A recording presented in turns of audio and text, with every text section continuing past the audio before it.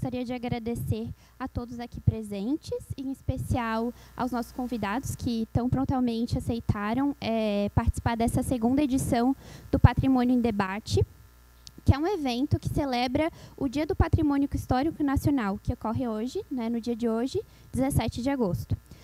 A temática central da programação deste ano está focada no projeto de revitalização do Centro-Leste.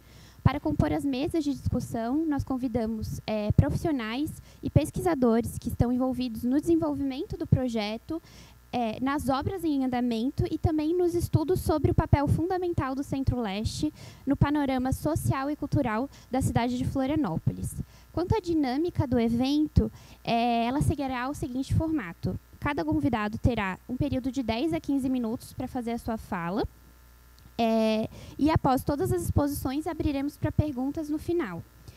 É importante ressaltar que os debates serão registrados e posteriormente disponibilizados em uma playlist no canal do Sesc em Santa Catarina, e convidamos também vocês a acompanharem essa plataforma e a plataforma do Instagram do museu. Também convido a todos para participarem da nossa segunda mesa de debate, que ocorrerá amanhã, no dia 18, que também falará sobre o projeto de revitalização do Centro-Leste. Para inaugurarmos essa programação, é um prazer apresentar os participantes da mesa intitulada O Desenvolvimento do Projeto, as senhoras Regina Helena Meirelles Santiago, Suzana de Souza, Marília Gabriela de Oliveira e o senhor Ivan Couto. Agradecemos novamente por terem aceitado o nosso convite. Então, para dar início às discussões, eu vou apresentar a Regina Helena Meirelles Santiago, superintendente do Instituto do Patrimônio Histórico e Artístico Nacional, o IPHAN, em Santa Catarina, graduada em História pela Universidade Federal Fluminense, servidora pública desde 2006, tendo atuado na Fundação Biblioteca Nacional antes de passar ao IPHAN Santa Catarina.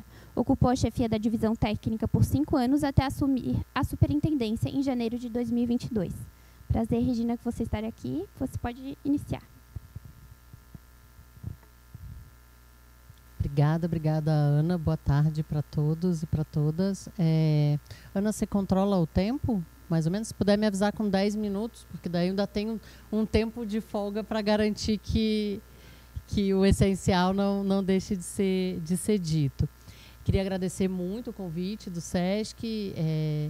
Já estive aqui no ano passado também nas comemorações do Dia do Patrimônio, acho bem importante. E, claro, bem importante a gente está conversando sobre a temática do Centro-Leste, especialmente aqui nesse prédio, que na verdade guarda uma relação tão importante pelo seu prédio e pelo seu conteúdo, pelo Museu da Cidade. Então tem realmente tudo a ver. Então, iniciando um pouco, na verdade eu estou sendo a primeira a falar apenas por uma questão burocrática, instancial e institucional, pela instância federal, mas eu pensei justamente em fazer um apanhado, pontuar algumas questões em relação ao envolvimento do IPHAN com o projeto, a atuação, as competências do IPHAN, também entendendo que o próprio formato que foi feito para o nosso evento é a gente pontuar algumas coisas, lançar elementos essenciais e depois poder conversar um pouco, aí de repente direcionando mais para dúvidas, para as questões, fazer mesmo um debate. Bom, a gente tem, então, essa questão, o patrimônio cultural, enquanto campo institucional, existe nas 3 esferas, então, existem órgãos e atuação, competências de patrimônio cultural em esfera federal, em esfera estadual e em esfera municipal. E o IPHAN, então, é o órgão de patrimônio cultural federal, ligado ao Ministério da Cultura, recém-recriado, com muito orgulho e satisfação. E nós, então, os instrumentos, a gente vai falar um pouco aqui hoje também de tombamento, o registro do patrimônio imaterial, existem nas 3 esferas, esses instrumentos. No caso do IPHAN, a gente tem, então, alguns tombamentos no centro de Florianópolis, particularmente. E aí, digamos, a origem, a primeira frente de envolvimento do IPHAN com esse projeto da revitalização do centro, ela se dá em função dos tombamentos federais que nós temos, então, aqui no centro de Florianópolis. Esses tombamentos, então, que são o Forte Santa Bárbara, a casa de Vitor Meirelles, a antiga alfândega, a Ponte Hercílio Luz e o Forte Santana, que fica ali embaixo da ponte, eles juntos, né, o IPHAN entendeu por traçar uma única área de entorno reunindo esses bens. Aí eu quero falar um pouquinho do que é, né, desse entendimento, dessa proteção que feita, né, considerada pelo IPHAN na sua atuação das áreas de entorno. Quando a gente tem um bem tombado, um bem material, imóvel, a gente considera que, claro, a materialidade desse bem precisa ser preservada, essa é a função principal do tombamento enquanto instrumento, mas ela não se encerra naquela substância que está ali, né? naquele edifício, naquela casa, naquele parque, enfim, no material, no bem material que está sendo eleito, né? Porque é legal lembrar que todo tombamento é uma eleição para preservar, é uma eleição do Estado, no caso do tombamento federal, do Estado brasileiro para preservar, entendendo uma valoração para gerações futuras, né? Então, a preservação desse bem, ela se dá no bem em si, na materialidade dele, mas também no contexto onde ele está inserido, né? E, em última análise, para simplificar bastante, a ideia de um entorno, de uma proteção ao entorno, é garantir contexto, né? Garantir a visualização, é garantir que você consiga perceber aquele bem que, afinal, foi eleito para preservação, né? Para ser preservado para gerações futuras, que ele possa ser percebido, lido, entendido. Não só que ele possa estar lá como um testemunho, mas que o testemunho dele seja completo, no sentido de que ele seja entendido dentro do seu contexto. Então, claro que ele possa ser bem visto, então isso é uma questão importante, essencial. A gente usa muito a palavra visibilidade, que é não haver obstruções, não haver competição visual. E aí eu estou tentando também aqui usar termos ao mesmo tempo de jargão e fora do jargão, né? Mas a gente fala muito nessa harmonia visual, de você não ter elementos que possam competir, chamar mais atenção, desarmonizar com aquele bem que a gente quer preservar. Então, não basta ele continuar existindo, ele precisa ser visto e percebido com, digamos, um prestígio, um privilégio, né, no olhar das cidades, dos locais onde eles possam se inserir. Então, poder ver, poder enxergar, poder perceber e, ao mesmo tempo, poder ver com um contexto, entender aquele bem, né, aquele imóvel, de alguma forma percebendo o que ele representa, né, tendo as características que lhe são de contexto. E é claro que isso, eu estou falando aqui em geral, mas é um desafio muito específico em cada caso. Em cada bem você vai ter o que vai servir de contexto de uma forma muito particular, né? Então, às vezes você tem edificações, né, casas que são menores, e qual é o entorno? A gente tombou a casa, o tombamento é feito sobre a casa e o entorno é o imóvel, né? De repente uma pequena chácara ou um imóvel maior, o entorno é aquela casa. Se você preserva e garante contexto dentro daquela área, que é o próprio imóvel da casa, você consegue manter o contexto, as condições de percepção, de entendimento daquela casa.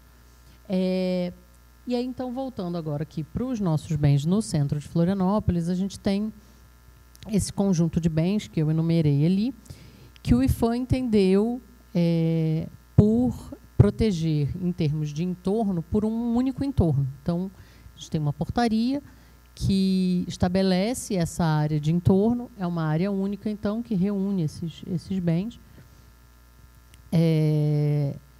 entendendo que, de alguma forma, eles, dentro dessa área, dentro desse polígono traçado ali, existe um contexto,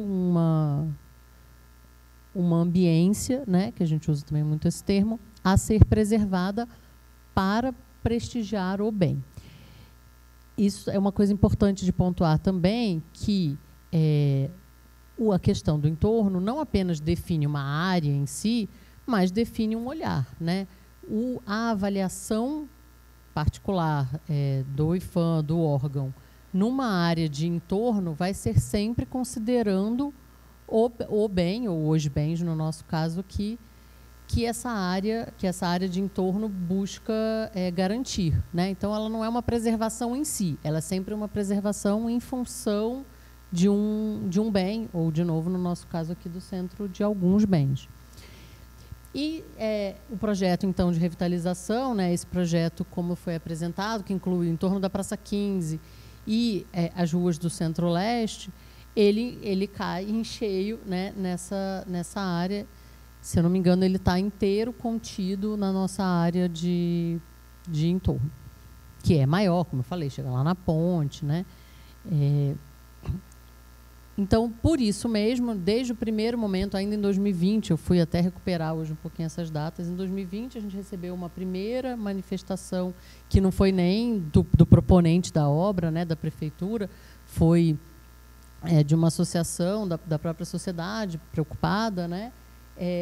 E a gente, a partir das primeiras informações que estavam sendo vinculadas, também pela própria prefeitura no site, alguma coisa pela imprensa, a gente já aproveitou, a gente com alguma frequência faz isso, e emitiu, né, fez uma pré-análise, análise do que estava disponível, e já oficiou a prefeitura, reforçando que precisava ser aprovado pela questão da localização, precisaria ser aprovado pelo IPHAN, e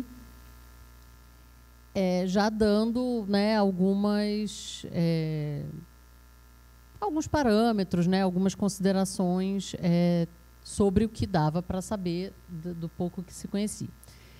Ao longo dos anos de 2021 e 2022, a gente, então, recebe uma série de projetos. No ano de 2021, a gente recebeu projetos, inclusive, de diferentes secretarias, diferentes áreas dentro da prefeitura. Então, teve um primeiro projeto da SMDU e do IPUF, né? Enfim, com o Cefam, desenvolvidos ali, que era um anteprojeto, era um lançamento de ideias que a gente avaliou e considerou positivo. Depois veio um outro projeto, se eu não me engano, encaminhado pela Secretaria de Infraestrutura, que já tinha características diferentes, e aí a gente foi avaliando. Num dado momento, e eu me recordo bastante disso, porque acho que foi bem emblemático, a gente, inclusive, emitiu um parecer, foi o projeto mais avançado em termos de detalhamento que tinha chegado para a gente, e que já vinha com... mas que era muito diferente, tinha uma substituição muito grande de paralelepípedos, por exemplo. E foi quando a gente fez a avaliação, era até esse parecer particularmente, me lembro que foi da Marina. A Marina e a Maria Regina, que estão aqui, são arquitetas do IPHAN, se revezaram nos pareceres da parte de arquitetura desse processo. E aí, inevitavelmente, eu fico aqui rememorando pareceres, fico olhando para uma para outra. Mas a Marina teve o cuidado, e a gente conversou sobre isso, de colocar ali, nessa avaliação desse projeto, que tinha uma grande substituição de paralelepípedos, a ilustração do outro anteprojeto que a gente tinha recebido antes, e que ia numa direção diferente, que compatibilizava, fazia toda a adaptação de caminhabilidade, de conforto, mas que aproveitava, né, no seu lançamento de ideias, trazia essa compatibilização com os paralelepípedos, e a gente quis reforçar, porque também é alguma coisa que a gente gosta muito de fazer nas análises, né, auxiliar, direcionar de alguma forma, dizer o que é possível, né? Sempre, ainda que seja um não, a gente colocar o que é possível ou buscar contribuir de alguma forma, sugestivamente, muitas vezes, para uma direção. E, de fato, na sequência disso, né, aí a gente começou a receber os projetos no formato mais próximo, né, do que ao final foi aprovado. Também ali nesse momento, ao longo de 2001, já se aventou, já se indicou a importância do acompanhamento arqueológico, que depois, então, ao final, conforme a gente teve um detalhamento, a gente solicitou e teve o detalhamento da previsão, né, dos projetos de drenagem, Aí a gente confirmou que em todas as áreas, então, do centro, a gente teria, onde tem drenagem, de fato, deveria haver acompanhamento arqueológico, que é como foi aprovado e como está acontecendo. Uma coisa também importante de mencionar, e a gente também faz questão sempre de pontuar, especialmente com o pessoal da prefeitura, entendendo, mas ao mesmo tempo não deixando de lembrar, a prefeitura optou por, ao propor projeto mais detalhado, executivo, e para executar a mesma obra, em dividir em que foi chamado etapa 1 e etapa 2. E aí ficou para o que foi considerado etapa 2, o que a gente entende que vai ser um segundo momento de obra, cujo projeto ainda não foi aprovado, portanto, a parte que inclui o entorno imediato do Museu Victor Meirelles, porque, é claro, isso também já está dito em toda a documentação, por tudo aquilo que eu estava explicando das questões de entorno, o olhar nosso, em termos de exigência e da importância de questões mais específicas nessa proximidade imediata do Museu Victor Meirelles é diferente em relação ao restante da área. O restante da área, ela é contexto para o Museu Victor Meirelles, mas não só para a própria Praça 15, que, apesar de não ser tombada, se comunica com o museu, com a alfândega, com o Forte Santa Bárbara, para falar dos mais próximos. Então, tudo isso é contexto em alguma medida, mas é claro que a vizinhança do Victor é especial nesse sentido. Essa área, ela não foi esse projeto, né, esse detalhamento para aquelas áreas, não foi apresentado ainda, portanto, não foi aprovado. A gente está entendendo que vem na sequência, mas é sempre importante de mencionar e registrar. E a gente tem, então, agora, já na fase de execução das obras, a questão, então, do acompanhamento arqueológico acontecendo e com muitos achados e com uma participação que se a gente achava que o projeto já estava mobilizando a cidade antes, quando a gente ainda estava falando do projeto, agora, em etapa de execução, a coisa conseguiu escalar, né? Mas, enfim, quero também mencionar rapidamente, para depois a gente conversar mais em sede de debate, né, conforme todos aqui queiramos direcionar para um outro caminho. A gente tem 2 achados. Eu sei que a parte de calçamento que a gente teve aqui, né, quase aqui na frente, ali abaixo na lateral da Praça 15, é o grande chamariz, mas não sei se todo mundo sabe, a gente também tem, na verdade, antes até, teve um achado, um sítio, esse está, inclusive, já definido para cadastramento como sítio arqueológico, na Rua Tiradentes, que é um remanescente de fogueira acompanhado de vestígios guarani. Então, a gente está entendendo como um sítio guarani, e, de novo, um sítio, porque ele é complexo no sentido de ter muitos vestígios em quantidade, em concentração e variedade que justifiquem ser classificados como sítio. O achado aqui da Praça 15, ele ainda está em avaliação pelos arqueólogos, tanto do IPHAN quanto o arqueólogo titular, né, que acompanha a obra. Pode ser que ele seja cadastrado como uma ocorrência arqueológica ou um sítio, essa definição ainda está em aberto. O que não, na verdade, enfim, altera um pouco do ponto de vista até burocrático nosso de lidar, mas do ponto de vista afetivo para as pessoas, eu entendo que faz muito pouca diferença. E o bacana, né, me parece, né, tem uma questão muito, muito importante, interessante do envolvimento das pessoas, né, e de toda uma discussão. Aí, claro, uma parte, às vezes as pessoas procuram o IPHAN e falam, o IPHAN vai exigir que façam uma janela. Não, o IPHAN não tem, né, a atuação em geral do patrimônio arqueológico, ela não faz esses direcionamentos a priori, né?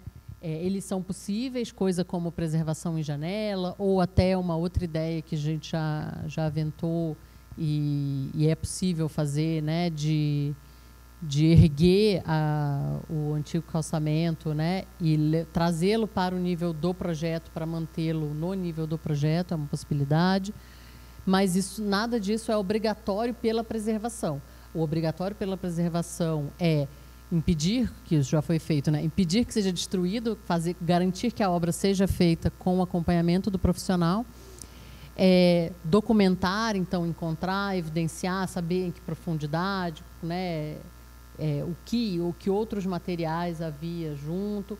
E há a opção, tranquilamente, é uma coisa que acontece, se esse for, né, o entendimento, de novo, aí da sociedade, né, da prefeitura como executora da obra e da cidade de Florianópolis, é possível recobrir, é possível fazer uma proteção, são procedimentos comuns, né, na arqueologia, em função muito do tipo de material. Claro que quando você tem materiais mais, por exemplo, lá no caso da Tiradentes, né, do sítio da Tiradentes, ele está sendo inteiro pesquisado, os materiais estão sendo retirados, recolhidos com metodologia e critério e vão ser recolhidos a uma instituição de guarda, o que a gente chama de salvamento arqueológico, é realmente uma escavação que vai retirar tudo. No caso de uma pavimentação, não faz sentido, porque você retira a pavimentação e ela não vai, você vai guardar as pedras fora de uma colocação, a pedra pela pedra em si, ela não tem esse valor, né? Claro, poderia ser guardados como amostras em situações específicas, mas nessa situação não tem essa indicação. Então, é possível também recobrir, proteger, recobrir e fechar a obra em cima. Então, tudo isso são possibilidades dentro do que a arqueologia coloca, são possibilidades de preservação arqueológica abertas, digamos, né, disponíveis para nós, enquanto sociedade, daí discutirmos, dialogarmos, né, principalmente com a prefeitura, que é responsável pelas obras. Esses são os principais pontos que eu queria trazer, assim, como lançadores de conversa, né, para daí depois a gente, senão eu me alongo demais. Porque é isso. Obrigada, gente.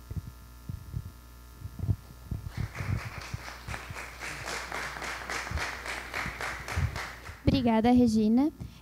Agora eu apresento o Ivan, que é superintendente de inovação e projetos urbanos da Prefeitura Municipal de Florianópolis, guarda municipal de Florianópolis desde 2004, comandante da guarda por 7 anos, diretor do PROCON, secretário adjunto de mobilidade e planejamento, formado em Direito.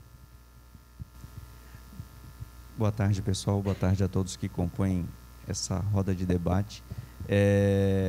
Meu nome é Ivan, trabalho na Prefeitura desde 2004. Estou aqui no SESC. Antes de entrar na Prefeitura, eu trabalhava no SESC. Trabalhava no SESC lá da Santos Saraiva. E sinto muito orgulho dessa casa. Trabalhei 3 anos no SESC e só queria fazer essa referência, que é um local que realmente tem um acolhimento diferente dos outros lugares que eu já tinha trabalhado antes.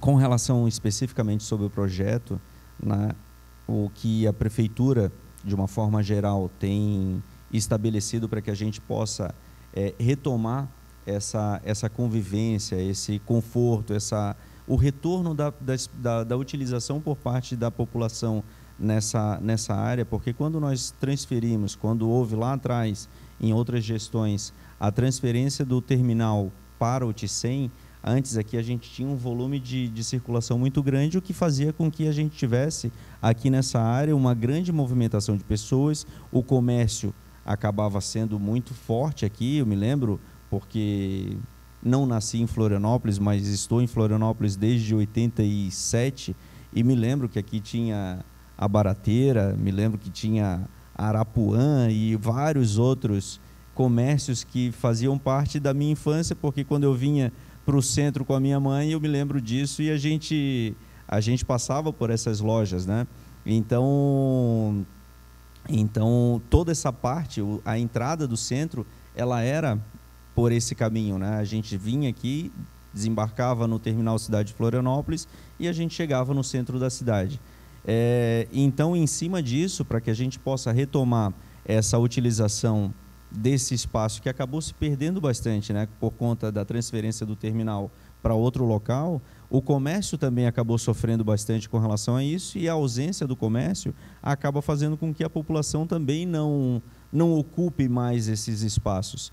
E requalificar, reestruturar, fazer com que a gente possa levar para esses espaços, principalmente o Centro-Leste, que é um centro histórico, é um local que guarda muito da memória de Florianópolis, trazer esse conforto para esse local, para que a gente possa realmente, a partir de agora, voltar a utilizar essa área, levando inclusive o Pró-Cidadão, que é uma das ferramentas de atendimento da Prefeitura que mais é utilizada dentro da nossa estrutura, levando o Pró-Cidadão para essa área, justamente para fomentar cada vez mais essas estruturas e melhorar a condição de caminhabilidade, melhorar a condição de estruturas. Nós temos outros projetos que envolvem também todo esse entorno do aterro, que são ideias e planos que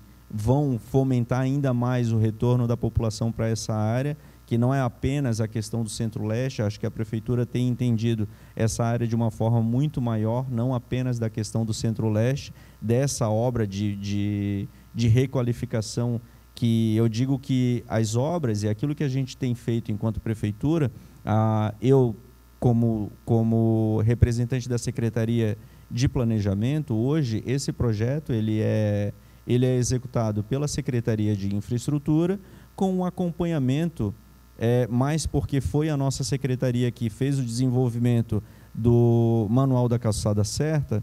Então, em cima desses manuais, a nossa secretaria ela acaba fazendo o acompanhamento para que a gente possa passar as diretrizes necessárias de execução. É lógico que às vezes a gente se depara também com algumas situações como esses achados arqueológicos, algumas situações que às vezes a própria empresa que está fazendo a execução vai lá e cerca uma árvore com concreto, que a gente vai lá e reorienta, diz não é assim, e várias outras coisas que faz parte de uma obra, né? Quando a gente está executando uma obra e temos o fiscal da obra, que ele é da infraestrutura, é o engenheiro responsável pela fiscalização da obra, e a gente está muito atento com relação a essa questão também.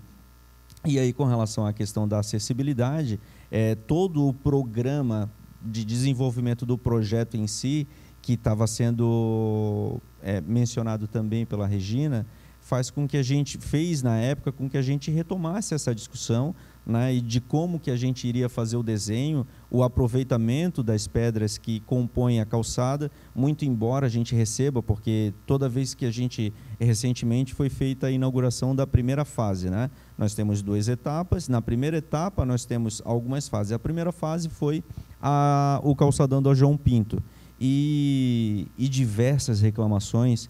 Eu estou fazendo mais para que a gente possa ter esse olhar também, porque quando o prefeito fez a postagem da inauguração daquele espaço, a gente também ali acompanhando o canal de comunicação dele, percebeu diversas manifestações do porquê não pavimentou tudo, porquê não colocou, porque as pessoas que caminham por aquele local entendem como desagradável passar por cima da pedra. Então, em cima disso, o que nós fizemos? Dentro da nossa secretaria, discutindo a utilização daquele espaço, a gente criou um guia rápido de utilização.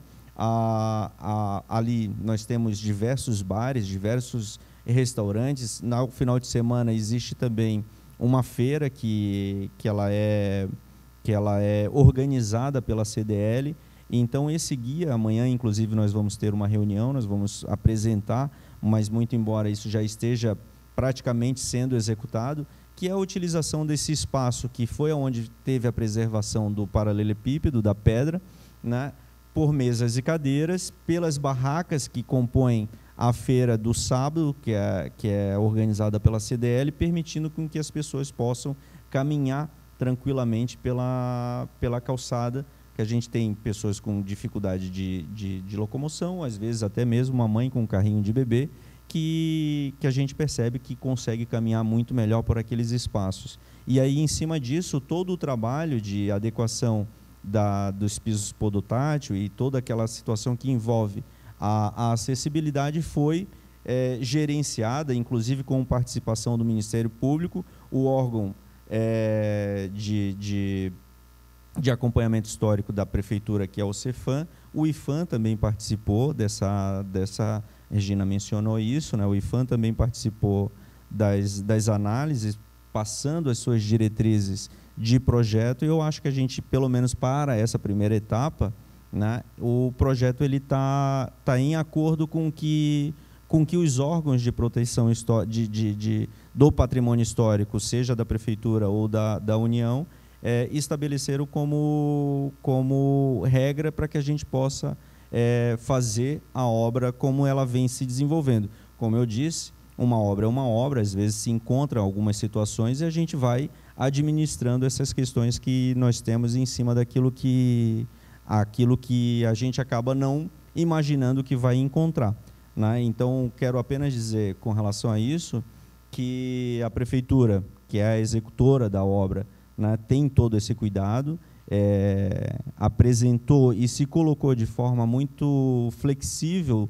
no entendimento não apenas desses órgãos, como de vários outros representantes da comunidade, para que a gente possa realmente estabelecer e manter essa preservação. Hoje, o que nós temos, que é apenas uma melhoria do calçamento, né, da estrutura desse entorno do Centro-Leste, até rememorando aquilo que a Regina estava falando, não impacta no visual histórico dessa parte da cidade, né? O que a gente, pelo menos, a gente tem preservado ali essa memória da história da cidade, a gente tem preservado ali os elementos que foram discutidos e estabelecidos como necessários e, paralelo a isso, estabelecendo uma condição que a gente possa realmente fazer com que as diversas pessoas, sejam elas pessoas com dificuldade de locomoção ou não, possam caminhar por esses espaços.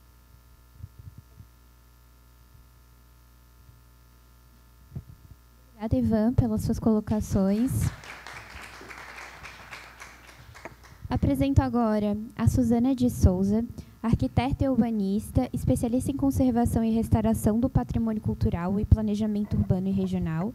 Atua em Florianópolis e Santa Catarina como produtora cultural, conselheira do Conselho de Arquitetura e Urbanismo, presidente da Associação Catarinense de Conservadores e Restauradores e como membro do Conselho Internacional de Monumentos e Sítios e do Conselho de Políticas Culturais de Florianópolis. Apresento a Marília também, ou vocês... Tá. Apresento também a Marília Gabriela de Oliveira, servidora da UFSC, mestranda no Programa de Pós-Graduação em Arquitetura e Urbanismo da Universidade Federal de Santa Catarina e graduada em Arquitetura e Urbanismo pela mesma universidade. Atuou como arquiteta e urbanista na Universidade Federal do Rio Grande do Sul e no Instituto de Pesquisa e Planejamento Urbano, no município de Bento Gonçalves, além de ter prestado consultoria como arquiteta e urbanista à Unesco, no âmbito do Programa de Aceleração do Crescimento Cidades Históricas, junto ao IFAM do Rio Grande do Sul.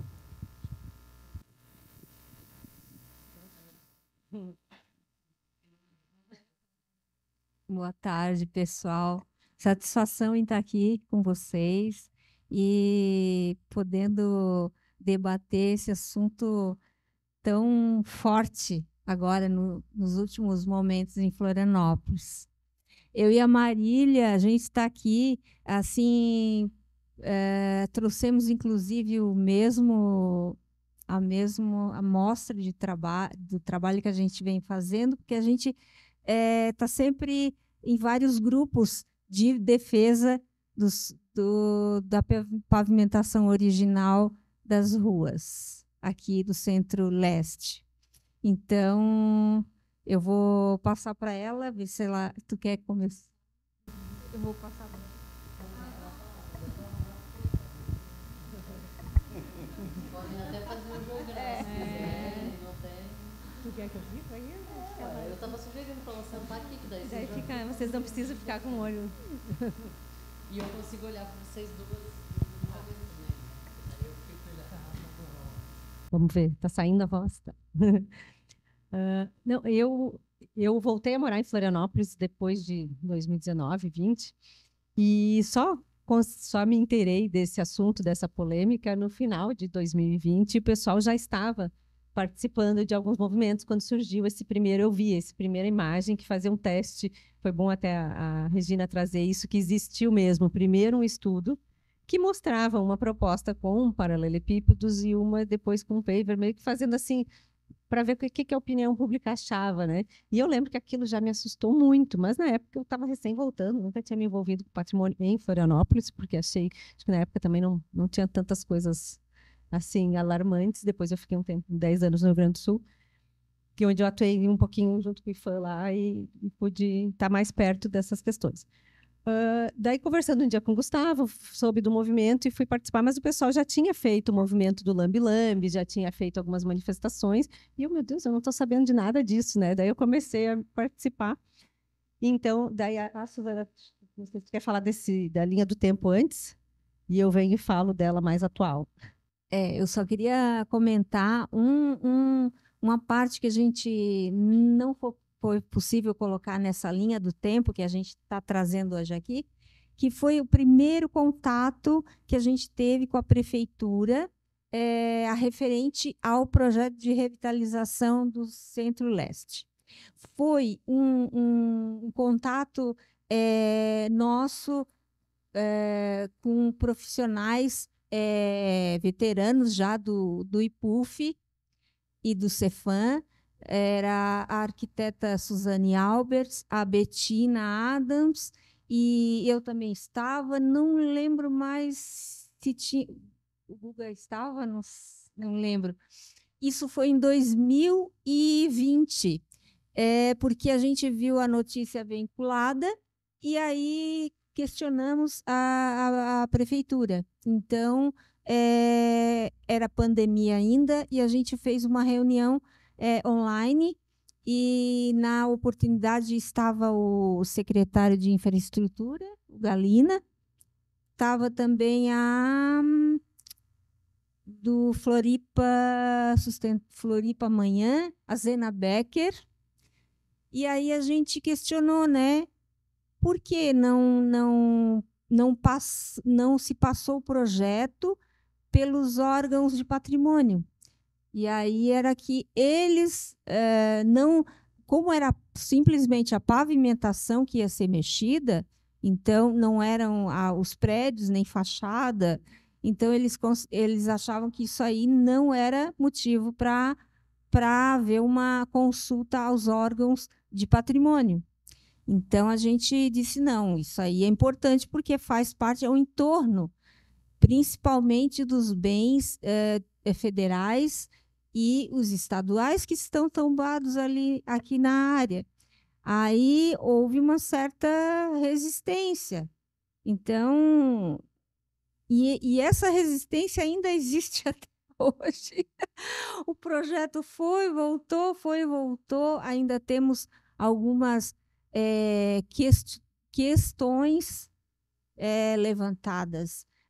Salvo a pesquisa arqueológica, que deu uma trégua, aí o IFAM entrou defendendo e representando essa questão arqueológica, que fez todo mundo pensar um pouco mais, a gente conseguiu respirar um pouquinho, e agora vamos ver a segunda etapa, né? E eu só... outra questão também que até eu trago uma pergunta assim que eu queria que a Regina Helena pudesse responder para nós, é que assim a obra iniciou na João Pinto numa terça-feira, e eu sei que não tinha havido a aprovação do IFAM ainda. E aí, no final da semana, então, foi feito um acordo, o IFAM aprovou. Então, eu gostaria de saber o que aconteceu nessa primeira semana, por que o IFAM não interviu ali já no início da obra, se ela não poderia ter sido iniciada, pois não teria sido aprovada pelo IFAM. Tu pode se responder agora? Perdão, eu já ia me deixar para... vou tentar ser bem breve. O IFAM, de fato, não tinha emitido uma manifestação, né, liberando a obra, justamente porque o que faltava era a questão do acompanhamento arqueológico. A gente já tinha dito nos sucessivos pareceres que seria necessário. O projeto em si estava aprovado, né? O projeto arquitetônico estava aprovado. Estava aprovado. Era a questão do acompanhamento arqueológico que faltava ali, que a gente reiterou em alguns pareceres. Aí, quando a obra de fato foi iniciada, a gente também não ficou, enfim, não soube da obra iniciada com a obra iniciando, eu até particularmente por uma entrevista. Eu vim dar a entrevista, vamos marcar no Centro-Leste. Aí eu falei, a obra vai começar, dando entrevista aqui. Aí a repórter falou, não, mas a obra está começando lá no final. Aí eu fiquei assim, né? Mas, enfim, porque havia essa necessidade do acompanhamento arqueológico. Aí a gente emitiu, inclusive, ofício para a prefeitura, indicando que a obra não seguisse enquanto a gente não recebesse o detalhamento. Por quê? Qual que era a questão do acompanhamento arqueológico? A gente precisava ter o detalhamento da parte de drenagem, eu passei muito rápido falando sobre isso na minha fala, porque realmente a gente entende que a pavimentação em si, a repavimentação em si, ela não carece do acompanhamento arqueológico. E, de fato, o que veio detalhado ao longo dessa semana, que você bem mencionou, foi de terça para sexta, veio justamente, a gente recebeu da prefeitura o detalhamento da parte de drenagem e verificou que na João Pinto já havia uma drenagem, já existia uma drenagem, que ela fica no centro da via, e que essa drenagem, essas galerias de drenagem iam ser aproveitadas, então não haveria outras escavações em profundidade. E aí a gente, então, concluiu que na João Pinto seria possível, não careceria desse acompanhamento arqueológico, no restante todo careceria, porque havia essa intervenção. Claro que isso, de alguma forma, foi útil, né? Foi prático para evitar, né? Não necessitou, na verdade, de uma paralisação grande das obras, porque aí o tempo da João Pinto ser realizada foi o tempo para o processamento da questão do arqueólogo, que aí, só aproveitando para falar também, que já fica como esclarecimento do trabalho típico, pelo menos, né, da parte de arqueologia, é sempre um arqueólogo habilitado, né, reconhecido conforme a lei de arqueologia, que é de 2018, uma lei federal. Ele apresenta sempre um projeto para aquela pesquisa, para aquela área específica, seja uma pesquisa, seja uma escavação mesmo, ou um acompanhamento arqueológico, como a gente chama. Nesse projeto, ele propõe metodologias específicas para aquela área ou para aquela obra, em que como que vai ser feito esse acompanhamento, em frente, cronograma, uma contextualização prévia, tem toda uma parte metodológica que é apresentada previamente para esse acompanhamento ou a pesquisa serem autorizados, sai uma portaria em diário oficial. Então, mesmo um arqueólogo habilitado, ele só pode realizar a pesquisa tendo sido autorizado em diário oficial. Tem sempre esse processo. Então, projeto, autorização, aí a realização, o campo que a gente chama, e aí um relatório na sequência que traz os resultados desse campo. Então, nesse período da João Pinto, no final da semana ali, a gente conseguiu ter esse panorama, dizer, não, onde é necessário acompanhamento, onde não é. Como, de fato, a gente chegou à conclusão de que na João Pinto não seria necessário o acompanhamento arqueológico, o tanto de obra que avançou ali, naqueles 2, 3 dias, até a gente emitiu o ofício pedindo para eles não seguirem. E depois, né, quando a gente liberou, digamos assim, para retomar, não havia, a gente entendeu que não houve ali um dano, nenhuma questão, foi uma irregularidade que foi regularizada. E aí a obra continuou, seguiu normalmente na João Pinto e foi autorizado o acompanhamento arqueológico do restante, daí mais ou menos nesse mesmo tempo. Se eu não me engano, a autorização saiu bem logo antes, eu acho, da entrega aqui da João Pinto. Sim. É porque a gente aqui do lado de fora, 3 dias de conflito. A obra, como? A obra está andando e o IFAM não está sabendo disso? Como?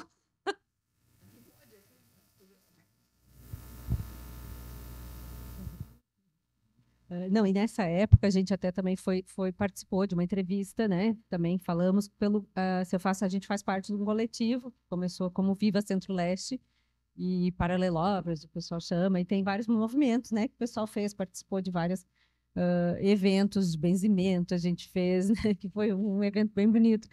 E outras práticas, porque, assim, na verdade, o local aqui já é utilizado por muita gente. Claro, tem a questão do terminal ter sido desativado, que muito comércio fechou, muito comércio do centro também migrou, já tinha migrado para shoppings com a pandemia, isso migrou mais ainda, então ficou muito difícil e os comerciantes daqui tinham um apelo enorme pela obra. Só que a gente falou, a gente nunca foi contra a obra e as melhorias, a gente sempre foi a favor de que essa obra preservasse a parte, as camadas históricas, que justamente é o que as pessoas acham, né? Vem aqui, que tem o atrativo, que preserva essa ambiência, que tem o entorno todo nesse contexto histórico e cultural dessa área. E o que a gente sempre falou, que não teria como, e no plano diretor consta que as ruas e o entorno fazem parte também da preservação, e o projeto tem que ser aprovado primeiramente pelo CEFAM, considerando essas questões que estão ainda na Lei 482, mas ela ainda tem trechos que valem, né? Tem o plano diretor novo, mas essas partes da Lei 482, e na época era ela só vigente, então que tinha essa exigência, que o CEFAM ia analisar todas essas áreas, e que o leito, as vias e as pedras, né, os materiais das ruas, ele faz parte do contexto da ambiência preservada. Né? Não é só a materialidade do prédio. Numa época, o prefeito, quando ainda era o Jean, ele chegou a justificar, não, mas é só o prédio. Não, não é só o prédio. Não tem porquê, né? Tu descaracterizar todo o resto e manter só um prédio. Então, isso seria essa questão. Primeiro passar na CEFAM, para depois os outros órgãos também dar as suas diretrizes. Mas, por um lado, bom fazer as coisas juntas, né? Para tu chegar também Mas como as propostas vieram primeiro, né, da prefeitura, ou teve o primeiro projeto, ele é da ProSul, que eu e o Gustavo até estudamos bastante a licitação dele. Era uma licitação em setembro de 2021, uma licitação de simplesmente arranca tudo, não tinha arquiteto, era arranca tudo, põe paver em tudo, e não considerava que era uma área de patrimônio, e não passou, esse aí não foi aprovado pelo IFAM, não foi aprovado pela CEFAM, não foi aprovado pela Fundação. E foi licitado. E daí foi esse que o Ministério Público depois acatou a segunda denúncia, daí o promotor, acho que ele entendeu que o projeto não era que estava sendo feito dentro das diretrizes. Daí lá em dezembro, vésperas de Natal, assim, o promotor teve que concluir o inquérito e mandar para a Justiça, porque a prefeitura dizia que ia começar dia 3 de janeiro a obra, para destruir tudo. Tanto que a gente dizia que a gente ia deitar ali no dia 3, né, no ano novo, nós ia vir para cá e se deitar na frente da máquina, mas acho que a gente ia ser carregado.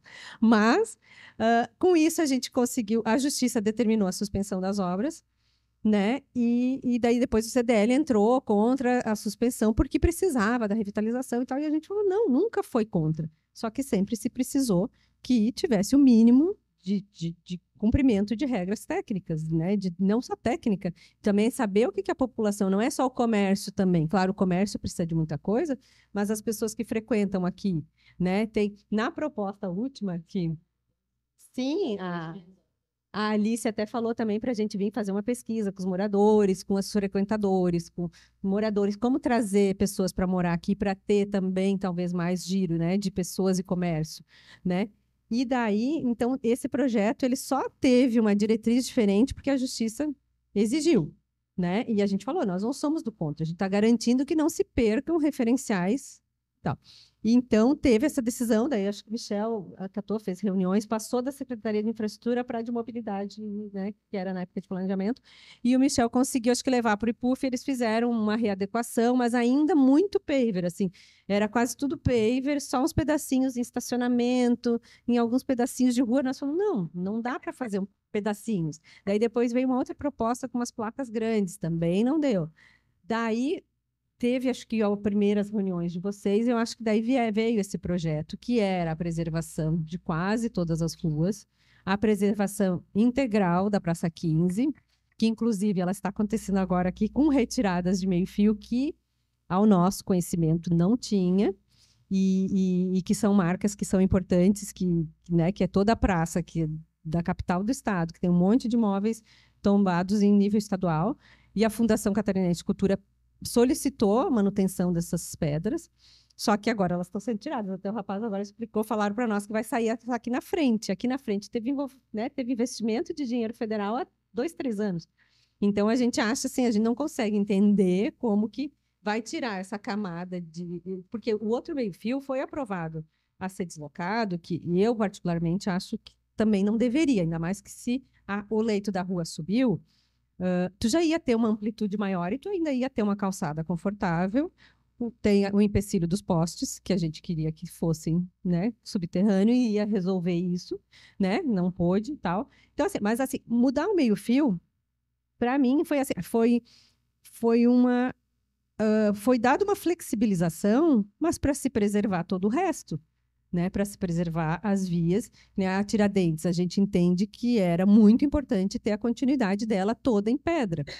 A questão da acessibilidade, que daí o Michel justificava junto com o promotor Paladino, que assim, tudo bem, precisamos ter acessibilidade, óbvio, eu sou uma pessoa super militante por inclusão e por acessibilidade, já fiz vários projetos de acessibilidade, mas não tem como tu não conversar o patrimônio com acessibilidade e um passar por cima do outro. Claro que dentro do patrimônio tu tem várias, a gente conhece em Paraty, em Minas Gerais, na Europa, na França, né, vários lugares. A Maria até já postou, acho que bastante, né, ruas e modelos e que tu tem uma faixa, tu tem ali no Largo da Alfândega, a Alfândega está ali né, pode não ser, muitas pessoas criticam por outras questões afetivas, mas a parte de acessibilidade, ela está ali conferida, né? Tu tem calçadas de 1,20 m, 1,50 m em pedras regulares, ok. Às vezes quebra por causa da resistência, mas, né, dos males o menor.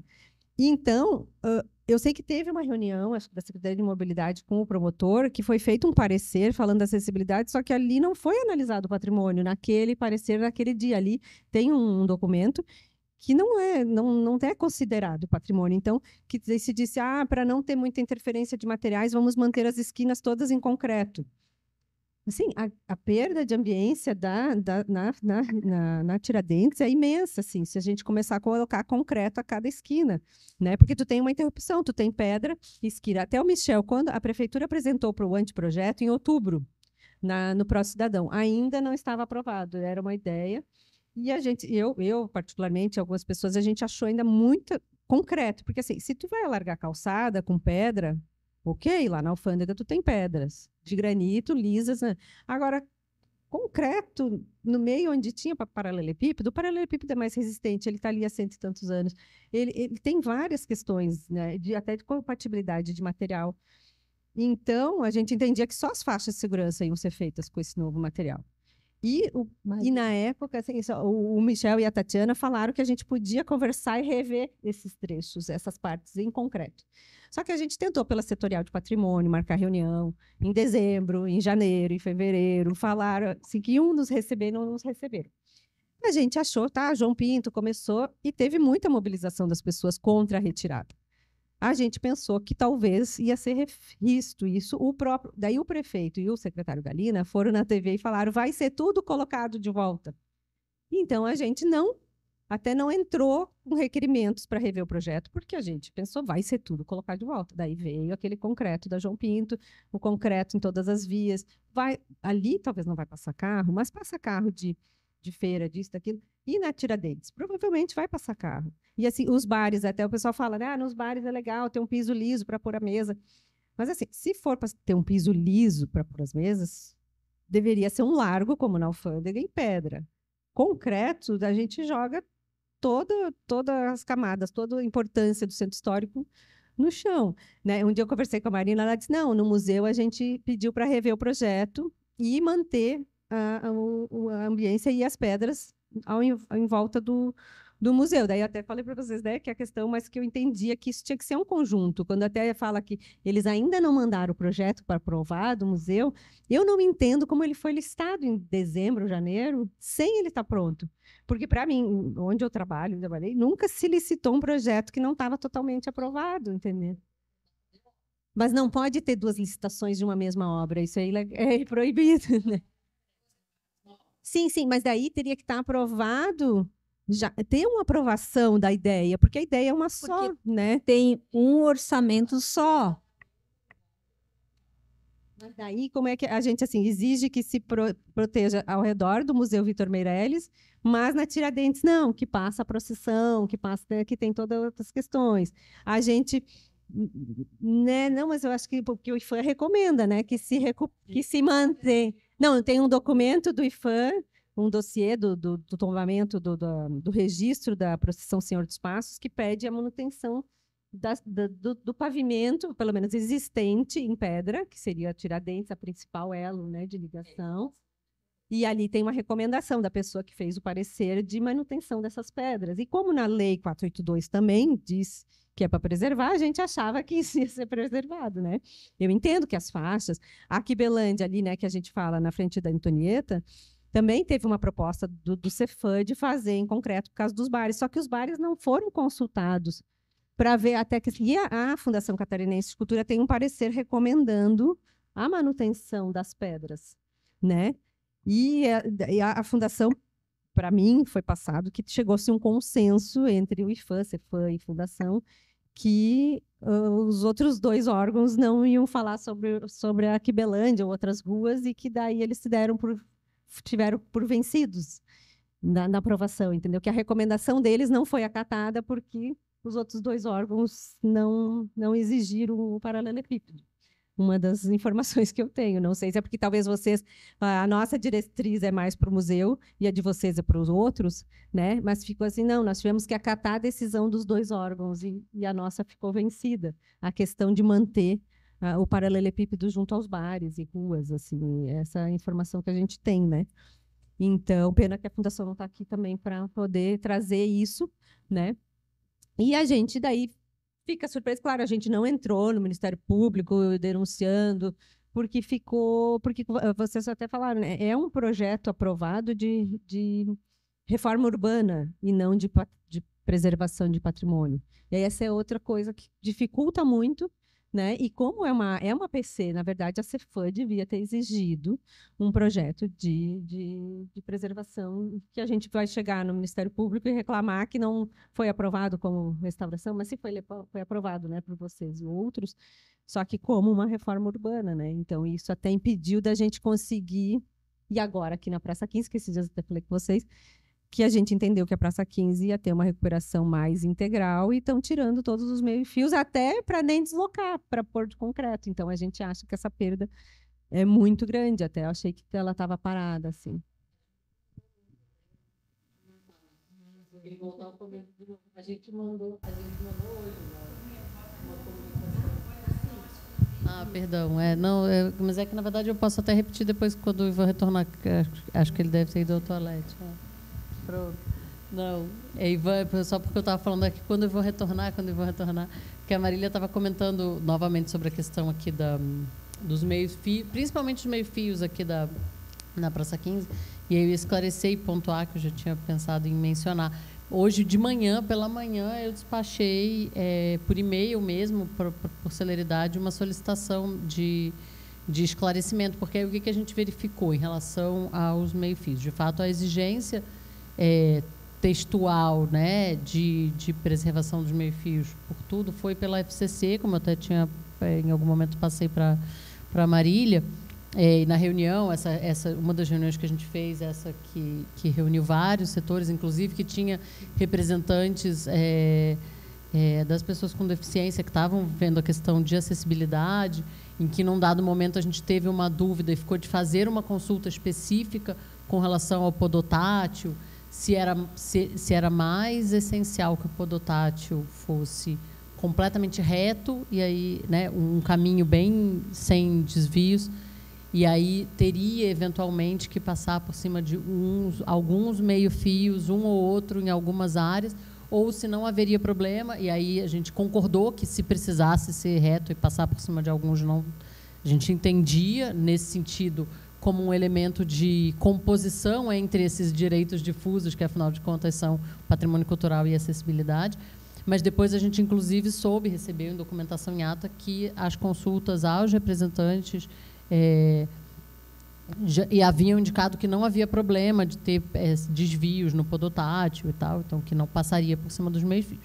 A exigência, então, textual dos meio-fios era da FCC. Mas, de toda forma, o que a gente verificou a partir da comunicação que o pessoal nos encaminhou no fim de semana e tudo, a gente voltou ao projeto aprovado e, de fato, a gente viu que no projeto aprovado tinha sinalização de reaproveitamento desse meio-fio. Então, o que a gente mandou para agora foi um questionamento, uma solicitação de esclarecimento, posicionamento para entender por que porque aí o projeto está sendo executado em desacordo. Então, para a gente entender o que está acontecendo.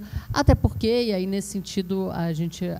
eu falo por mim, mas acho que pelas arquitetas talvez seja pior ainda, mais complexo ainda. A gente tem uma série de contribuições de ordens diferentes, né? Umas da ordem mais institucional, e aí eu, particularmente, por força de atribuição, preciso, muitas vezes, né, me ater às competências legais e às exigências que o órgão vai fazer.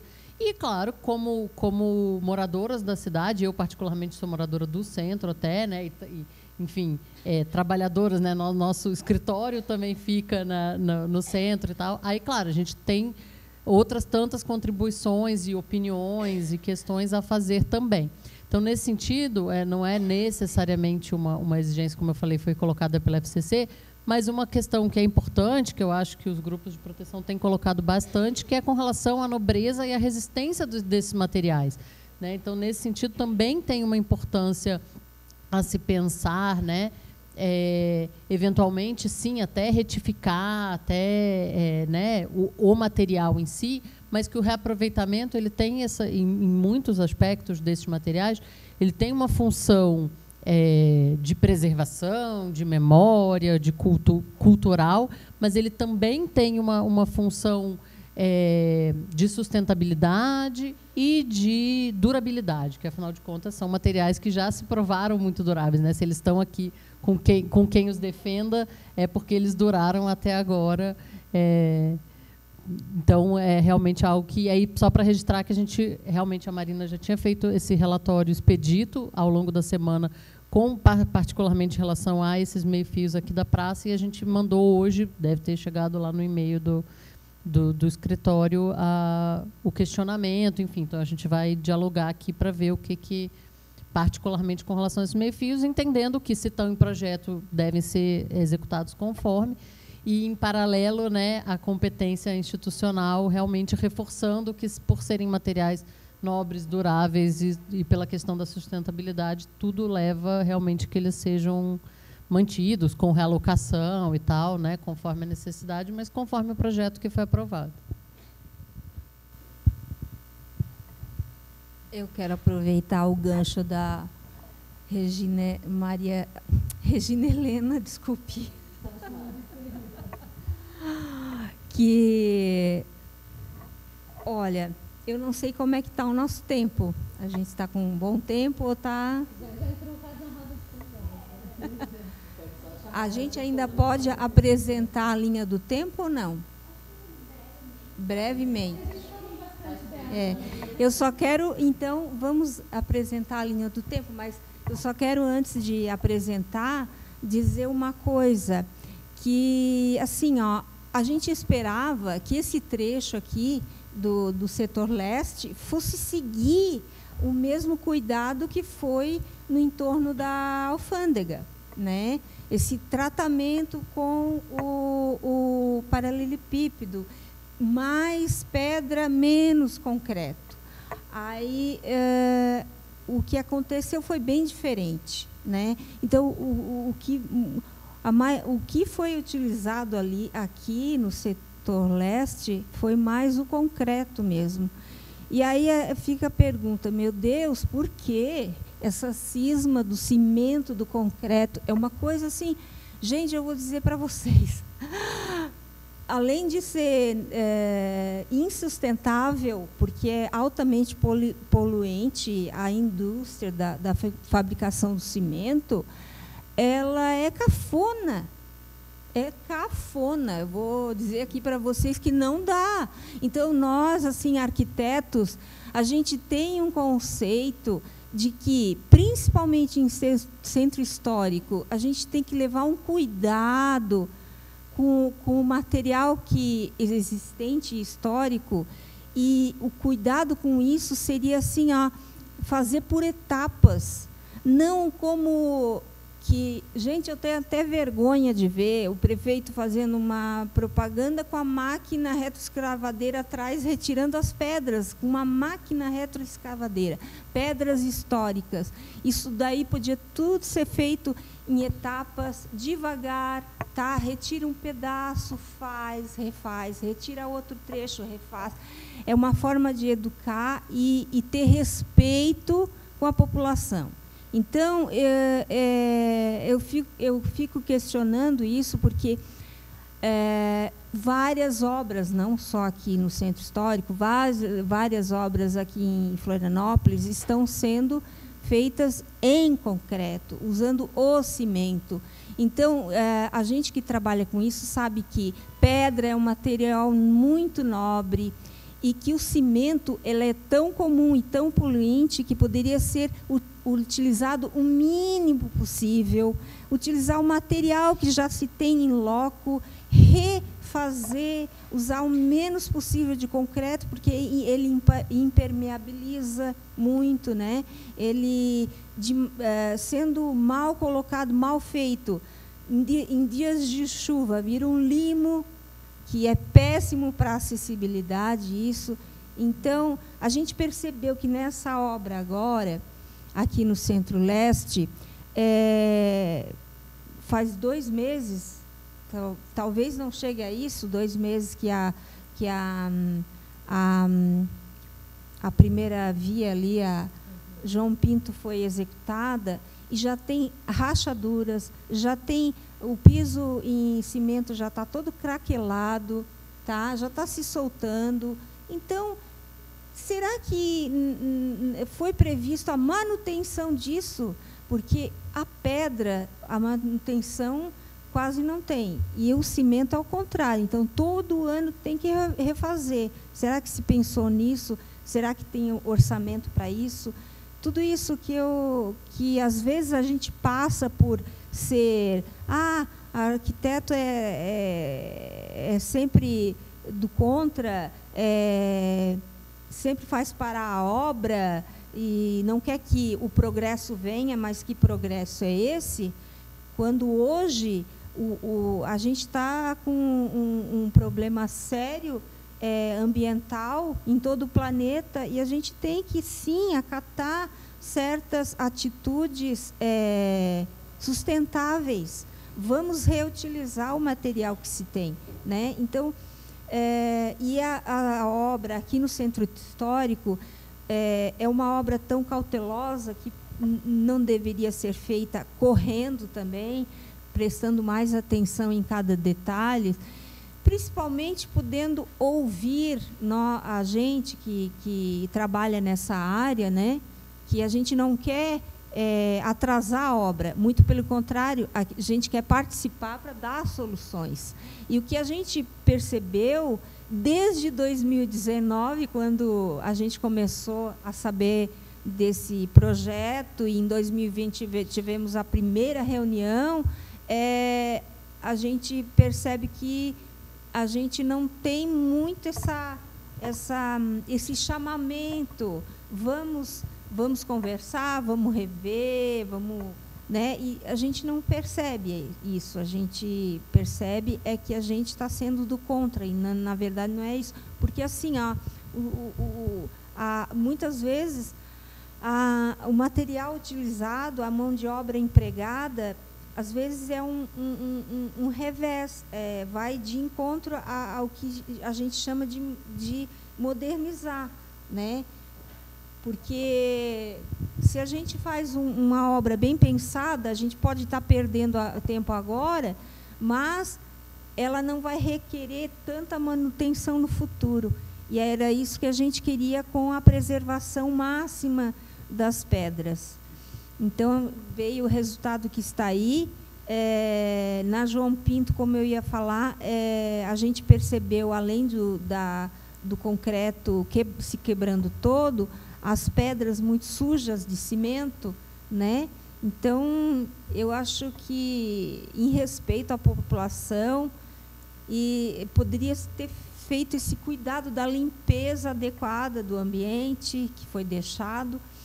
E a gente tem medo agora da obra que vai se avançando pela Rua Vitor Meirelles, qual será a conduta, né? Sendo que a gente sabe que o projeto ainda não foi aprovado, então a gente está querendo mais acesso para discutir a questão da Vitor Meirelles, que não se tenha o resultado que a gente pôde observar na João Pinto, que seja um trabalho mais cauteloso, que não precise de tanta manutenção, que logo em seguida, que o concreto que for utilizado, que seja muito bem executado, enfim, abrir espaço para essa discussão para a obra da Vitor Meirelles. É isso que a gente gostaria, tá? Para que a gente não leve um susto, o mesmo que levou na João Pinto. Obrigada. Alguém teria alguma coisa para colocar?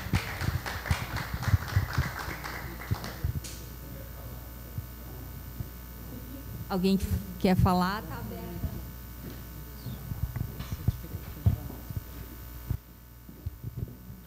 Boa tarde, sou Gustavo de Andrade, sou arquiteto, sou bastante envolvido com os movimentos, mais de um inclusive, que defendem os paralelepípedos no Centro-Leste há bastante tempo.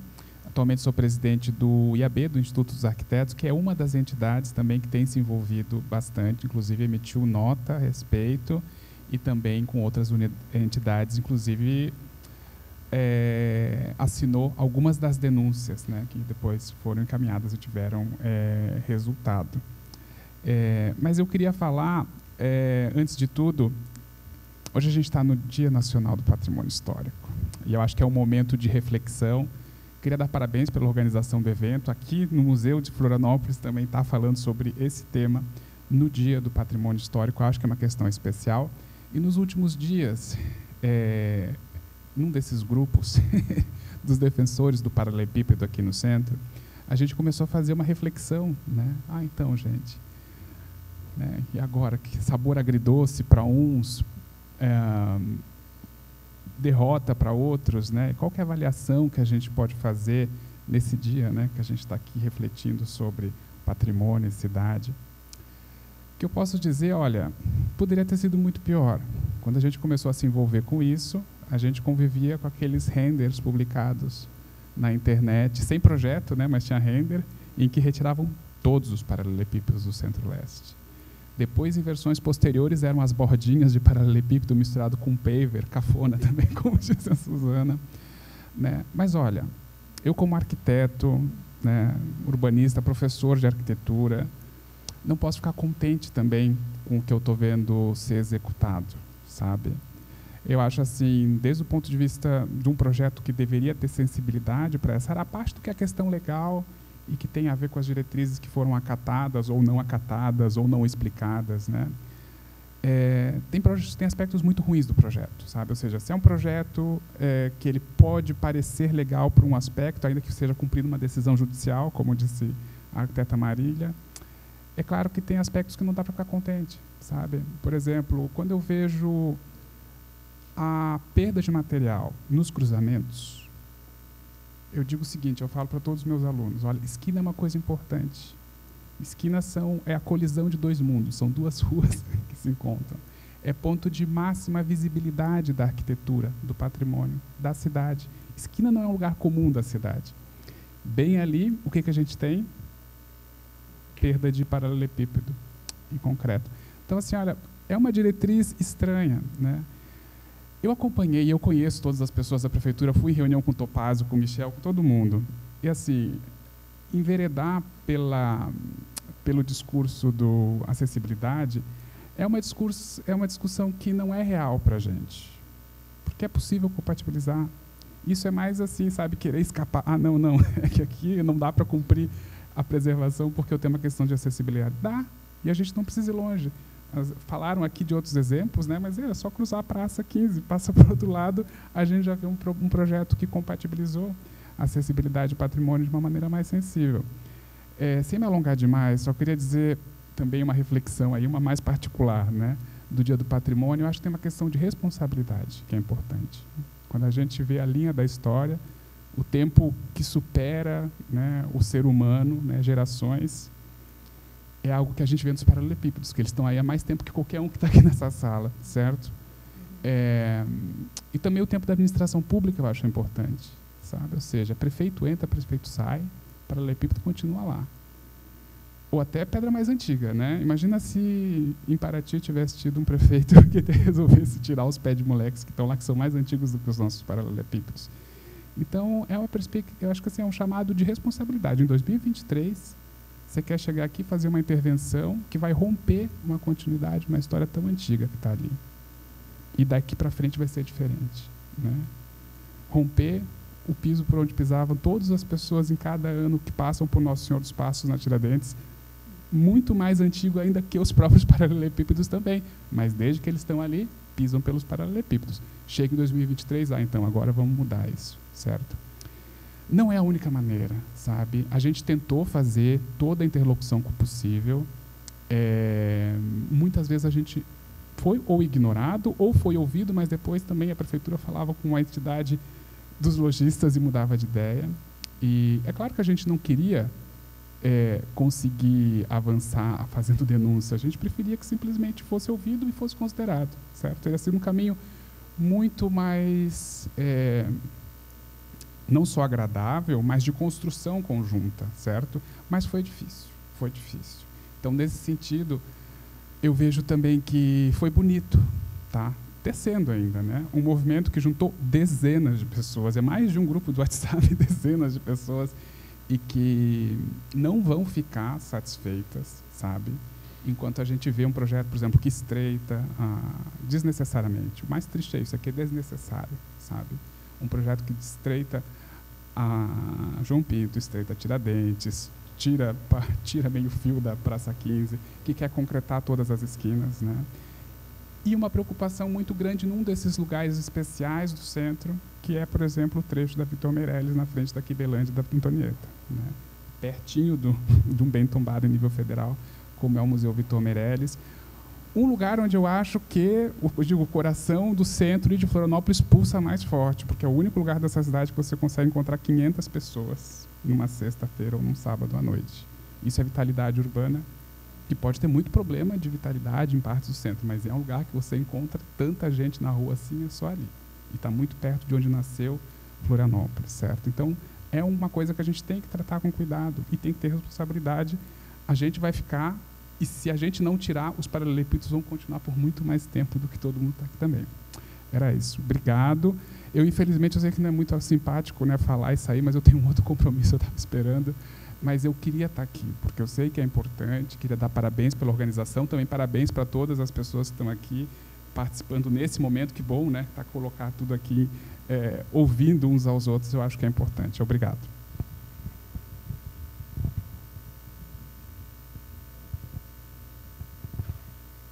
Eu não costumo falar, então estou meio nervosa aqui, qualquer questão.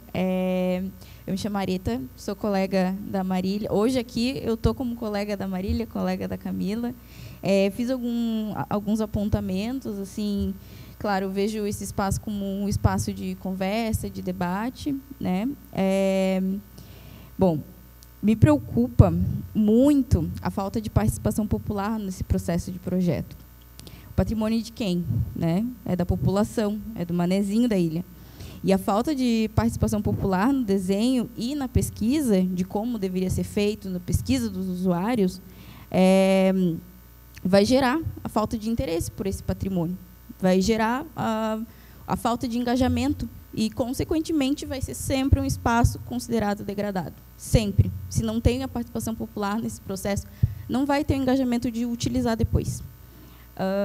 Me preocupa também, como foi falado, a pressa como está sendo feito, né? E a falta de informação sobre a empresa, que não é especializada no tratamento, e todo o processo também, né? Que só está havendo reclamação no TikTok do prefeito porque a gente não tem informação de projeto, não tem informação, não está sendo claro o que vai ser feito, o que está sendo feito, né? Me preocupa também o descarte desse material, porque está se falando que as pedras estão retornando para o local, mas é visível que está retornando menos pedras. Então, para onde é que está indo esse material? Me preocupa também a desvalorização dos técnicos, né, do Cefam.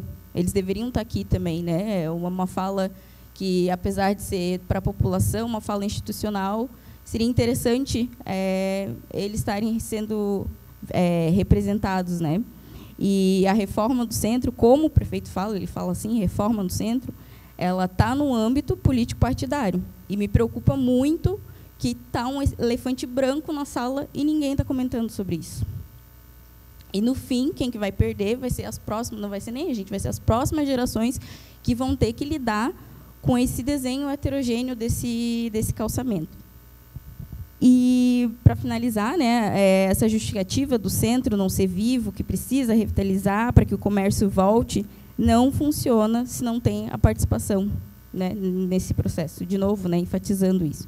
E se a prefeitura, né, e os demais órgãos não têm esse poder de escuta dos manifestantes, né, eu me coloco como uma espectadora de todo esse processo, não tive à frente de nenhuma, né, manifestação e tudo mais. Eu sou aqui hoje me coloco somente como espectadora. Essa obra ela não vai funcionar. O comércio ele não vai voltar, como dizem, né? E infelizmente é o meu diagnóstico. Eu não sou, né, especialista, não sou nada, mas eu como usuária do centro, né, essa vitalidade que se tanto prega para que volte, ela não vai acontecer. E aí esse investimento milionário que poderia ser investido em educação patrimonial, em outras frentes, em eventos para trazer a população para esse centro, né, poderia ser feito isso do que botar uma escavadeira, né, o prefeito sentado numa escavadeira que varreu a história da cidade, né, que é uma história que tem centenas de anos. Eu acho que é isso.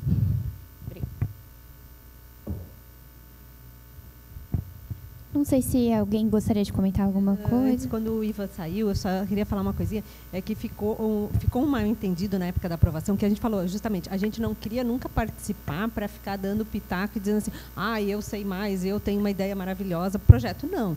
Mas, tipo, temos acho que uns 10, 15 arquitetos, tem historiador, tem arqueólogo, tem muita gente no grupo, jornalistas e tal. E as pessoas, sim, claro que, eu já falei uma vez com a Marina disse, não, cada projeto que a gente faz tem discordâncias, às vezes até dentro do órgão de vocês, né? E às vezes a gente fica falando, né, mas a Fundação e o IFAM aprovaram, mas assim, eles recebem um projeto que já está pronto, né, querendo ou não, e assim, elas também, eticamente, não vão dizerem, né, não vão dizer, por que vocês não fizeram isso, por que vocês não fizeram aquilo, por quê, né, e eu falei uma vez para um amigo, a gente não quer nós termos uma solução, vai ser pedra, não vai ser pedra, vai ser granito, não vai ser granito, mas assim, algumas coisas não podem ser. E parece que a Fundação Cultural, ela entendeu, assim, a Fundação recomendou preservar os paralelepípedos nos bares em vários lugares. E ela entendeu que teve um consenso entre o IFAM e a Cefam de que não. Mas as meninas do IFAM falam que não, elas fizeram exigências e diretrizes para os bens deles. E a Fundação para os bens deles. Então, essa exigência da Fundação, ela deveria estar abarcada no projeto. A exigência de manter na frente dos bares as pedras, porque a pedra não é empecilho para o bar. E, assim, talvez a equipe que fez o projeto, eu não sei quantas pessoas, pensaram, talvez os bares vão gostar de ter um piso lisinho, que teria que ser em granito, ao meu ver, granito liso, então, como em alguns países, alguns lugares, que talvez não tem tanto referencial histórico. Mas aqui que tem, e a gente tem modelos em Laguna, em vários lugares, que o paralelepípedo aceita essa atividade, e as pessoas que frequentam a Quibelândia e ali, elas querem o concreto ou elas querem o paralelepípedo? Elas vão ali porque elas gostam da ambiência. E vai virar outra coisa, outro lugar, outra ideia. Não vai ser mais um lugar que vai receber 500 pessoas, vai receber 50. E isso vai acabar afetando com a vitalidade do resto, né? Então, mas só para te esclarecer, porque tu não estava a hora que eu falei da Fundação, que a Fundação entendeu uma coisa e o IFAM entendeu outra. Então, em termos e tem isso, foi dito que os paralelepípedos da Praça 15 só iam ser interrompidos em poucos lugares de acessibilidade.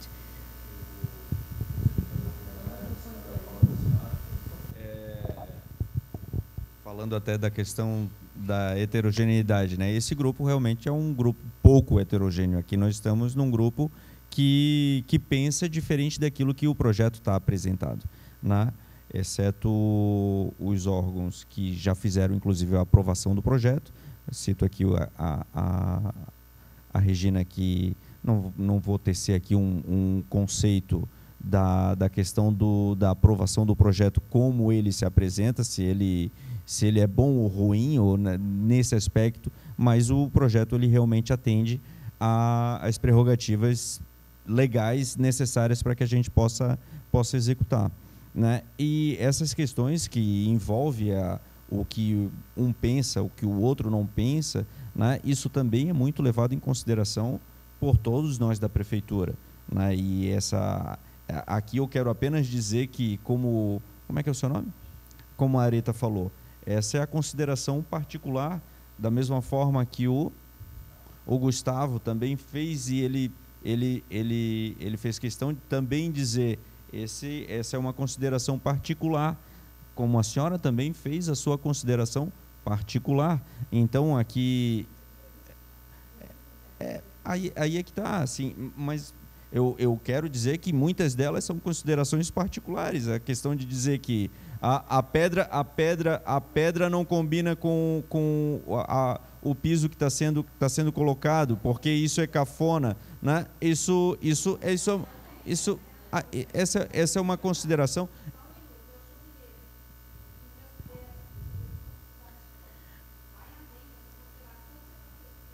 Tá, assim, eu queria apenas fazer essa consideração. Quero realmente pedir licença para vocês. Eu tenho um compromisso muito importante, que é pegar o meu filho no colégio. Então, eu preciso realmente ir. Eu não sei se tem alguém que queira fazer alguma pergunta específica que eu possa esclarecer.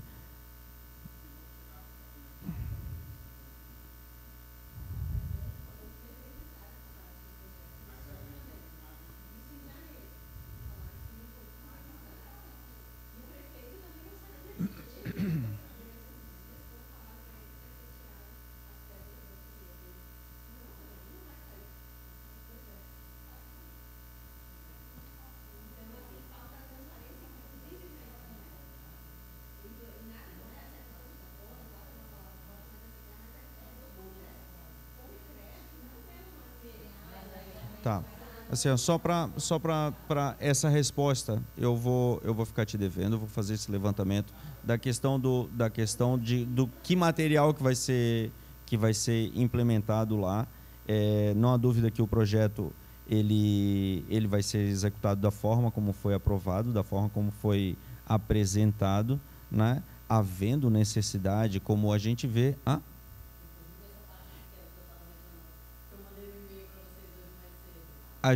Eu recebi aqui a informação de que o e-mail já chegou, né? A gente já está analisando isso, Regina, tá? A gente já recebeu a informação de que o e-mail chegou lá, tá? Muito embora chegou para a gente, muito embora a execução da obra ela é da Secretaria de Infraestrutura, mas a gente vai fazer a análise enquanto órgão de planejamento, que também faz as diretrizes da obra como um todo. A gente trabalha, até porque existe a prefeitura separada em secretarias, mas de uma forma ou de outra aqui eu represento a prefeitura, então aqui eu falo em nome da prefeitura, já que não tem nenhum outro órgão. Então a gente vai fazer a análise com relação a isso também. Tá certo?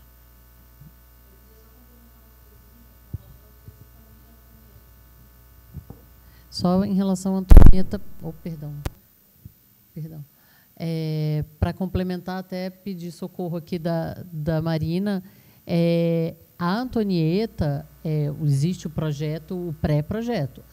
O pedaço da Antonieta está na etapa 2 da divisão da prefeitura, que, portanto, não apresentou detalhamento para a gente ainda. Então, isto é parte do tal detalhamento que eu menciono, que a gente ainda não recebeu, que a gente sabe que vai receber na sequência e que aí a gente vai aprovar ou não e direcionar conforme. Porque, justamente, a Antonieta e a própria Quibelândia, não pela Quibelândia, mas pela proximidade com o Vitor, estão nesse detalhamento, nessa área em que a gente está pedindo, então, detalhamento, uma especificação maior para verificar. Então, essa área não está, em termos executivos, né, não está aprovada para execução ainda. Tá? Isso aí a gente... E é claro, importante, acho que a gente vai realmente, sabe disso, está só esperando realmente o detalhamento para poder começar ou continuar a fazer uma discussão mais específica dessa parte. Tá?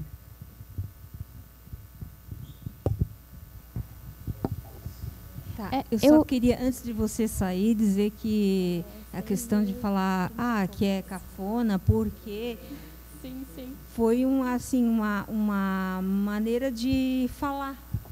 Porque o cimento é uma coisa já muito ultrapassada. Existem outras técnicas, principalmente pensando na sustentabilidade. Então, talvez eu tenha me enganado em dizer a palavra devia ser... É tão ultrapassado. Mas a gente vai pela técnica, jamais a gente está pensando em favor próprio. Estamos aqui pensando no bem da coletividade, principalmente tratando do patrimônio cultural, tá? Espero que... Não pense diferente. Dentro disso, dentro do pensamento que a senhora tem, a senhora, não só a senhora, como vários de vocês, emitem seus pensamentos.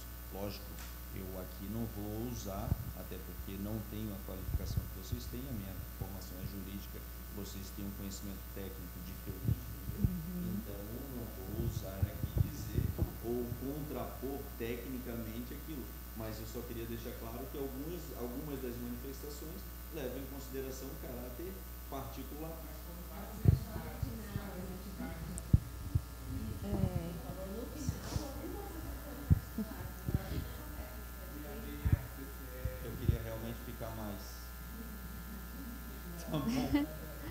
Eu vou só agradecer a todos, né, a presença do Ivan, da Suzana, da Marília e da Regina, que é muito importante esse espaço de debate. O museu, né, é obrigatoriedade do museu promover isso, né, e ainda mais a gente estando aqui no meio de toda essa obra. Então a gente, né, começou na Tiradentes agora aqui na frente também. Então a gente está aqui, a gente recebe todos os dias questionamentos e pessoas em dúvida, né, saber o que está acontecendo, e acho que é importante que a gente faça esse espaço de debate. Eu quero agradecer a todos, né, e agradecer o Ivan e liberar ele, né. Pode ficar à vontade, Ivan. Obrigada pela presença. Gente, eu não sei se alguém mais gostaria de fazer mais alguma fala. Também eu sei que a Regina também está precisando ser liberada.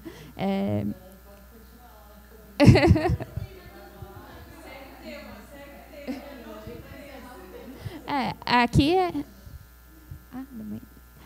eu também, né, gostaria de relembrar a todos que amanhã a gente também tem uma outra mesa de debate que vai ter a participação do Oswaldo, que é o arqueólogo que está responsável pelas obras. Então ele vai fazer uma fala sobre o que está acontecendo, né, quais são os descobrimentos agora com as obras. Também a Cíntia Domit Bittar, que é uma cineasta, então ela vai falar do aspecto cultural do cinema relacionado a essa obra. E também o Fabiano, que é um arquiteto também, que vai falar um pouco sobre o Centro-Leste, né, a importância do Centro-Leste para o panorama cultural de Florianópolis. Então eu gostaria de novamente agradecer a todos pela participação, né. Então vou encerrar aqui o evento. Obrigada a todos. Obrigada.